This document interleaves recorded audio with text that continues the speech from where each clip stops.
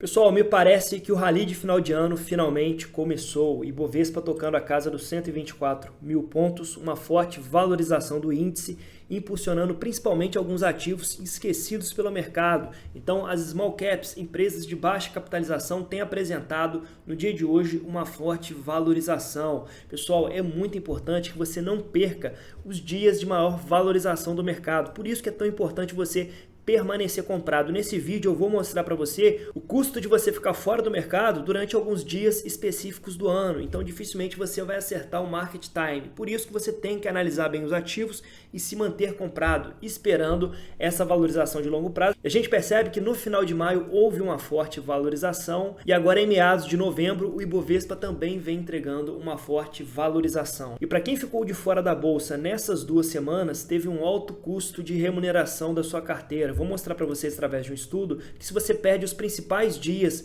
de valorização do mercado, você tem um desempenho muito ruim do seu patrimônio. Por isso que você tem que permanecer comprado nos ativos. Isso vai ficar muito claro para você nesses estudos que eu vou trazer para vocês. A gente vai tentar entender o que seria melhor para o investidor agora. Continuar aportando com esse ciclo de alta no Ibovespa ou refrear um pouco os aportes, direcionando os recursos para o caixa. Vou mostrar que depende muito da situação específica de cada investidor. Por fim, vou trazer para vocês qual é o maior risco de você vender uma ação. Quando você se desfaz de um ativo, pode ser até mesmo um ativo que está te dando um prejuízo momentâneo, ou então um ativo que entregou uma forte lucratividade para sua carteira. Se você acaba vendendo esse ativo, você pode estar destruindo um dos pilares fundamentais para acelerar sua caminhada em direção à liberdade financeira. Eu vou demonstrar isso, pessoal, através de estatísticas para vocês. Pessoal, lembrando sempre que nada nesse vídeo é uma recomendação de compra ou de venda de ativos. A nossa intenção é trazer conteúdo relevante para te ajudar a minimizar as suas chances de sofrer prejuízos irreversíveis no mercado financeiro,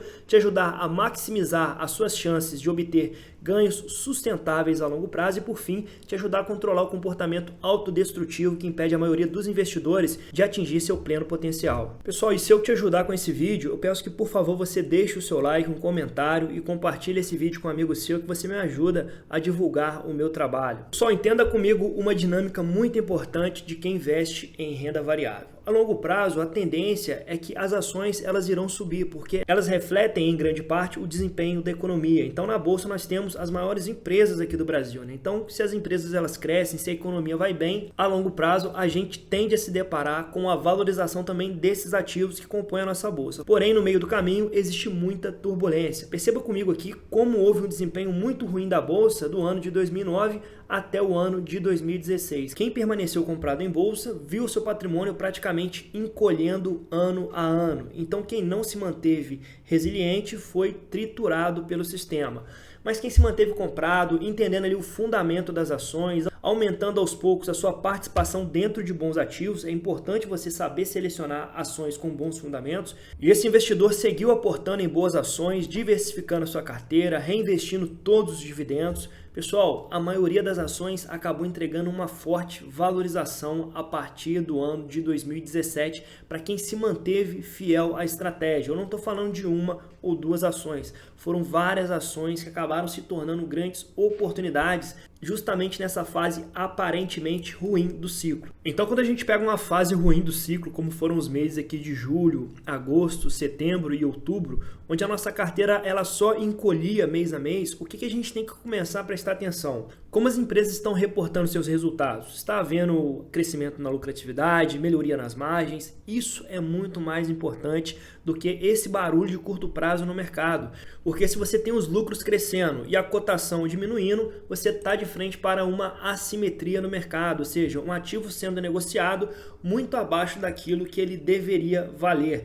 Pessoal, olhando aqui para o retrovisor no curto prazo, a gente percebe que os melhores momentos para aporte em bolsa foi justamente em março desse ano. Um momento onde não havia perspectiva de queda na taxa Selic, havia muita incerteza política e econômica aqui no nosso cenário fiscal. Mesmo assim, quem se manteve fiel à estratégia de montar posição em bons ativos está sendo muito bem remunerado. É claro que o nosso Ibovespa ainda tem algum desconto, né, pessoal? Mas quando a gente exclui aqui Petrobras e Vale, a gente já percebe que o PL histórico da Bolsa ele está regressando ali para a média de 12 vezes preço sobre o lucro. Isso já mostra uma certa retomada. É claro que aqui ainda tem muita coisa descontada. Basta saber navegar nesse mar de oportunidades. Pessoal, então quem sofreu durante quase 5 anos aportando aqui bem no meio do olho do furacão, quando pegou a retomada econômica, viu uma explosão de valorização dentro da sua carteira, porque ali o investidor ele passou durante anos acumulando bons ativos, reaplicando os dividendos, montando uma posição relevante em número de ações.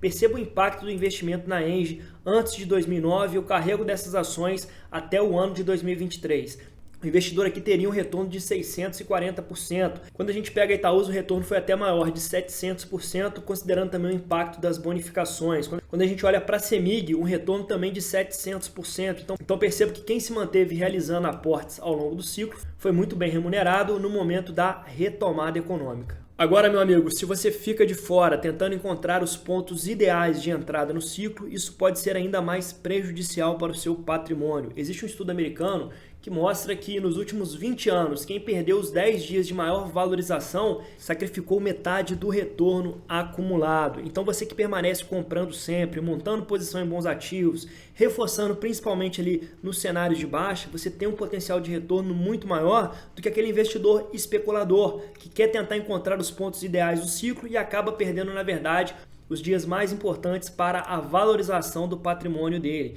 Então, da mesma forma que o ciclo de queda é muito forte, a retomada econômica ela também costuma ser muito explosiva. E como a gente não tem bola de cristal para saber qual é o momento ideal do ciclo, o ideal é continuar aportando e dosando, é claro, de acordo com a sua alocação estrutural. Pessoal, nesse sentido, será que está valendo a pena continuar aportando em bolsa depois dessa forte retomada do Ibovespa?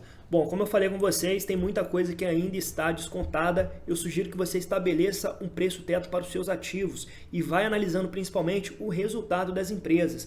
Então, se a empresa está apresentando um resultado bastante forte, com crescimento de receita, aumento das margens, lucro líquido crescendo trimestre a trimestre, você vai ter que aumentar o preço teto dessa ação, senão você vai ficar de fora do crescimento dessa ação ao longo das próximas décadas. E esse é o maior risco para você que é investidor de longo prazo. Vou utilizar como exemplo as ações da Blau Farmacêutica. A Blau é uma empresa bastante promissora para o longo prazo, porque ela tem projetos gigantescos que vão começar a frutificar a partir de 2026 e 2027. E recentemente a empresa ela tem reportado um resultado muito ruim. Ela está tendo problema com custos, isso vem se desdobrando numa margem que retraiu bastante. O mercado não gostou e vem batendo bastante na cotação desse ativo, inclusive depois que ela reportou o resultado do terceiro trimestre de 2023. Então a empresa saiu de R$ 17,00 para R$ 14,00. Mas só no dia de hoje, pessoal, ela já retomou para casa dos 16. No curto prazo, toda essa flutuação, todo esse estresse do mercado vai acabar mexendo com a cotação desse ativo. A gente está falando de uma small cap.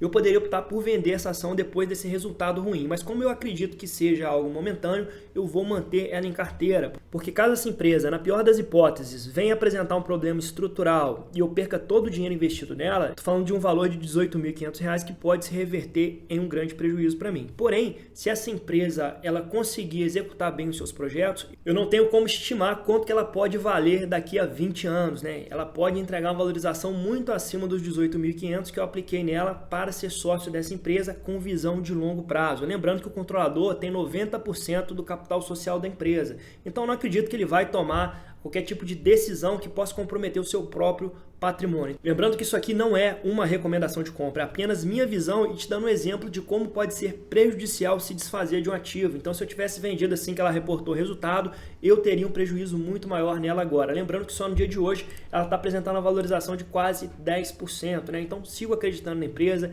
Então, eu venho fazendo o dever de casa, baixando o resultado trimestral da empresa, analisando o que está melhorando, o que está piorando, vendo qual que é a perspectiva aqui do CEO, o que ele pretende fazer, quais foram os grandes riscos que impactaram o terceiro trimestre, entendendo o momento pelo qual a empresa tem passado e não vejo aqui perda de fundamento. Então, continuo carregando a empresa, apesar dessa perda de margem que ela apresentou agora no terceiro trimestre de 2023. Inclusive, para você que é membro do canal, tem um vídeo extremamente detalhado do resultado do terceiro trimestre, todos os pontos que acabaram prejudicando esse resultado e também os planos de crescimento da empresa para longo prazo. Meu amigo, espero que você tenha gostado desse vídeo. Se você gostou, peço que você deixe o seu like, um comentário, compartilhe ele com um amigo seu que você me ajuda demais. Até o próximo vídeo.